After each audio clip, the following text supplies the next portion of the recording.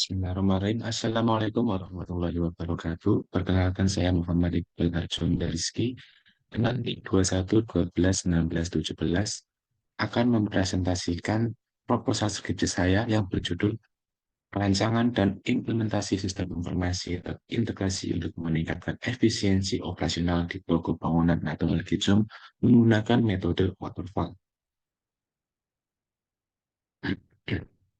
Langsung ke dalam bagian latar belakang. Dengan bertambahnya ilmu pengetahuan dan teknologi pada kehidupan manusia, menjadikan kebutuhan bagi manusia untuk terus memudahkan pekerjaan. Teknologi ditujukan untuk membantu berbagai jenis pekerjaan manusia, di antaranya untuk meningkatkan kemudahan, efektivitas, dan juga efisiensi. Langsung masuk ke objeknya, yaitu Toko Bangunan Natural Gypsum menghadapi kendala dalam pengelolaan operasional sehari-hari yang masih dilakukan secara manual. Proses manual ini menyebabkan inefisiensi dalam operasional sehari-hari seperti pengelolaan stok, pencatatan transaksi, dan juga pemantauan kinerja karyawan. Kesalahan dalam pencatatan data sering terjadi sehingga berdampak pada bertambahnya waktu dan biaya operasional. Kondisi ini tentu berdampak negatif terhadap pelanggan. Pelanggan seringkali harus menunggu lebih lama untuk mendapatkan informasi stok atau menyelesaikan transaksi mereka. Dengan melihat adanya masalah yang dihadapi oleh toko ini, peneliti melihat adanya kebutuhan mendesak untuk mengatasi permasalahan tersebut dengan merancang dan mengimplementasikan sebuah sistem informasi terintegrasi. Sistem ini nantinya diharapkan meningkatkan efisiensi operasional toko dengan mengoptimalisasikan proses manual dan menyediakan data yang lebih akurat dan juga real time. Lanjut ke bagian selanjutnya, yaitu rumus masalah. Berdasarkan latar belakang masalah yang telah dijabarkan sebelumnya, di sini saya memiliki 4 rumusan masalah, yaitu yang pertama, apakah sistem informasi terintegrasi dapat diterapkan di toko bangunan natural gypsum? Untuk rumusan masalah yang kedua, bagaimana merancang sistem informasi terintegrasi yang dapat meningkatkan efisiensi operasional pada toko bangunan natural gypsum? Untuk yang ketiga, bagaimana penerapan sistem informasi terintegrasi ini dapat mengurangi waktu pemrosesan data dan meningkatkan akurasi data pada toko bangunan natural gypsum.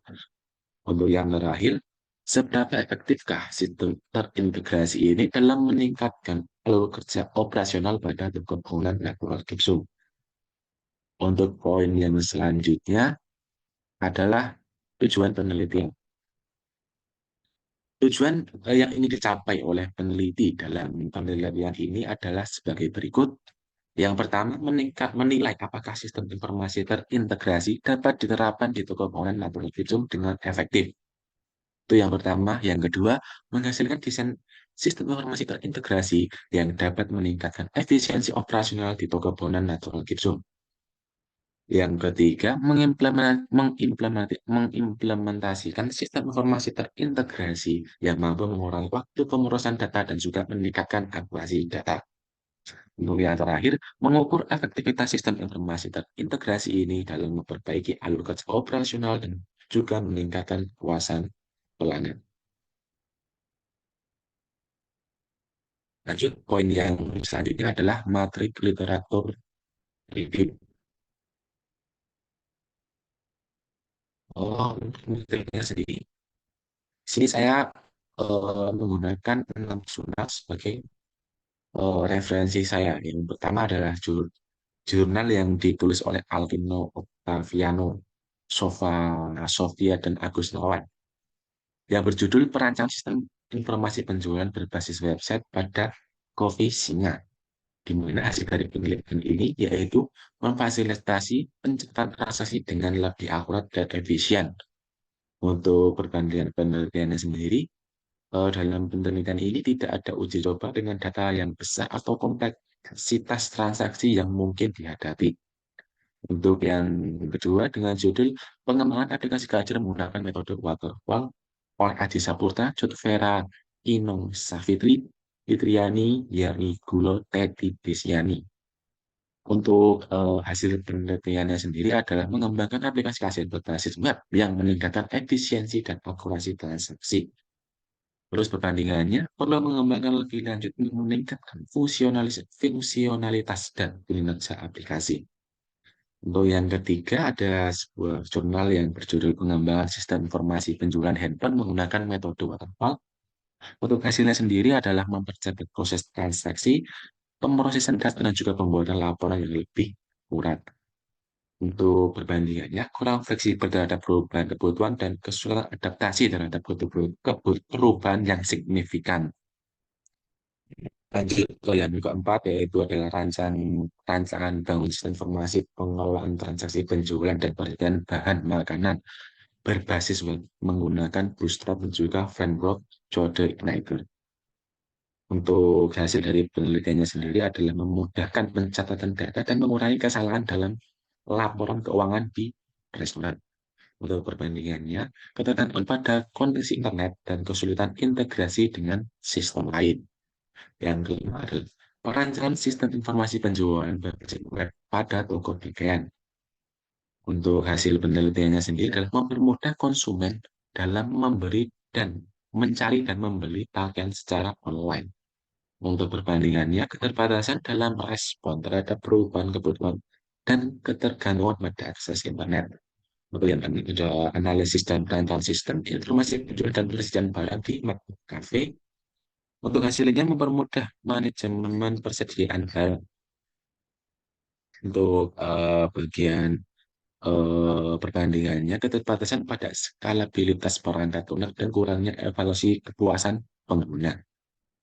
Lanjut ke poin presentasi berikutnya adalah penelitian. Untuk alur penelitiannya sendiri, di sini saya membagi menjadi eh, tiga tahapan. Yang pertama ada studi literatur, terus penerapan metode waterfall itu sendiri, dan yang terakhir adalah kesimpulan dan saran. Di bagian studi literatur ini, hal yang pertama yang akan saya lakukan adalah identifikasi masalah. Nanti bisa dimulai dari studi pustaka, bisa dimulai dari mencari referensi atau literatur, bisa berasal dari sumber buku ataupun jurnal. Selanjutnya saya juga akan melakukan studi lapangan wawancara dan juga observasi. Selanjutnya saya akan melakukan perumusan masalah. Terus setelah masalah berhasil ditemukan, saya akan menentukan tujuan penelitian. Di mana di tujuan penelitian ini saya akan menentukan juga batasan dan juga manfaat dari penelitian saya. Masuk ke bagian metode waterfall-nya sendiri. Di sini yang pertama adalah analisis kebutuhan atau requirement. Di sini ada tiga poin penting, yaitu saya harus memahami dulu proses bisnis dari toko libur tersebut. Kemudian saya akan menganalisis kebutuhan dari user yang akan menggunakan sistem informasi terintegrasi tersebut. Yang terakhir, saya akan menentukan kebutuhan sistem mulai dari kebutuhan fungsional dan juga non-fungsional. Selanjutnya di perancangan sistem atau desain. Di sini yang hal pertama yang saya lakukan adalah membuat DFD atau data flow diagram. Selanjutnya saya akan membuat ERD atau Entity Relationship Diagram untuk menentukan desain dari database yang akan digunakan di dalam sistem.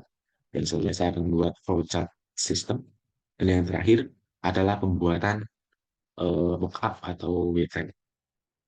Tadinya di bagian implementasi, di sini saya akan mengimplementasikan database-nya yang sudah saya rancang di bagian ERD ini, dan juga pengimplementasian wireframe menjadi sebuah view dari website tersebut.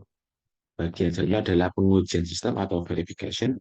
Di sini saya akan menguji secara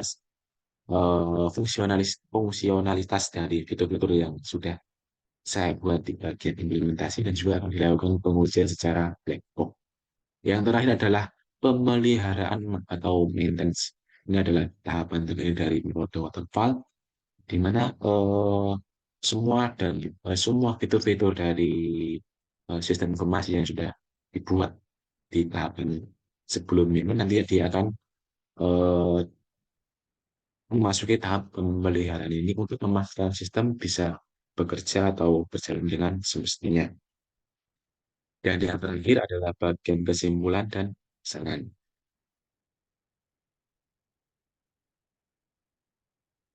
Untuk poin yang terakhir, untuk jadwal penelitian,